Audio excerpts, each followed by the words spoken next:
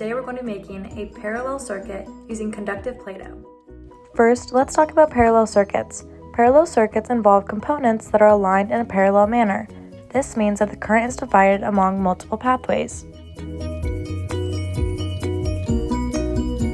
the Play-Doh, you're going to need lemon juice, flour, water, 1/4 cup, a mixing tool, a tablespoon, a cup, a medium-sized saucepan, some salt, food coloring, and vegetable oil. First, you're going to want to measure out 1 cup of water and pour that in. Next, you're going to want 1 cup of flour and pour that in. Next, you're going to want to measure out 1/4 cup of salt and pour that in. Next, you're going to want to measure out 9 tablespoons of lemon juice. Now you're going to want to add 1 tablespoon of vegetable oil. Go ahead and take your food coloring and add a couple of drops. Taking your mixing tool, stir everything together. Now that everything is stirred together, it's ready for the stove.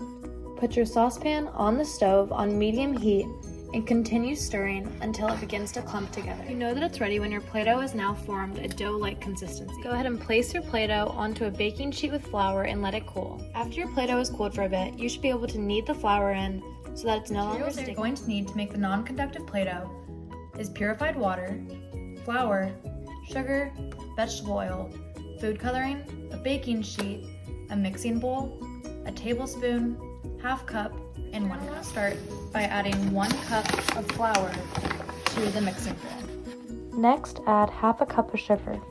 So you're going to want to add 3 tablespoons of vegetable oil. Forgot to mention this in the materials, but you're going to want a mixing tool so you can stir everything together. Begin adding small amounts of the purified water and mix it until the Play-Doh starts forming. Play-Doh looks like this. Go ahead and grab your baking sheet and some flour. I'm going to take a little bit of flour and spread it out. You're going to want to begin kneading in flour until your Play-Doh is no longer sticky. I forgot to add my food coloring, but if you choose to make your Play-Doh a color, make sure that you add the food coloring before you add the purified water. Once your Play-Doh is well kneaded and no longer sticky to the touch, go ahead and put it to the side.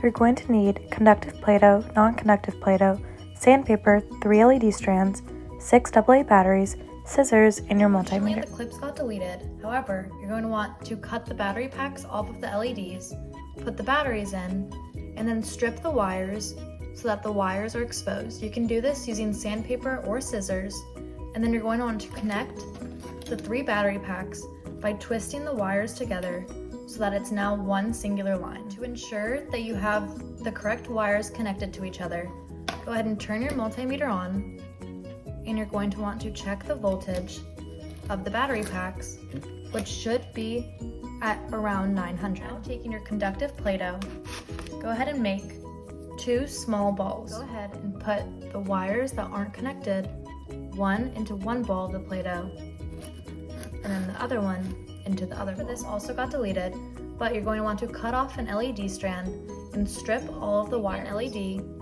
Go ahead and put it so that it connects each of the balls. And you should see that the LED lights up. Go ahead and record the brightness into your data table, and then take your multimeter, placing 1 probe in each ball, and record the voltage. You're going to want to take another LED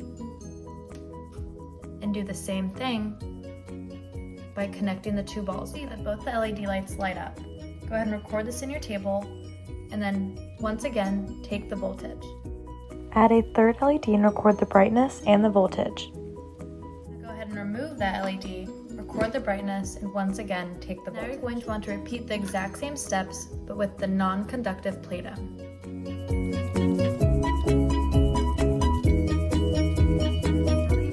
Lab, go ahead and compare your results. You should see that there's differences in voltage and brightness depending on how many LEDs were added and the type of Play-Doh. I hope you had fun completing this lab, and thanks for watching.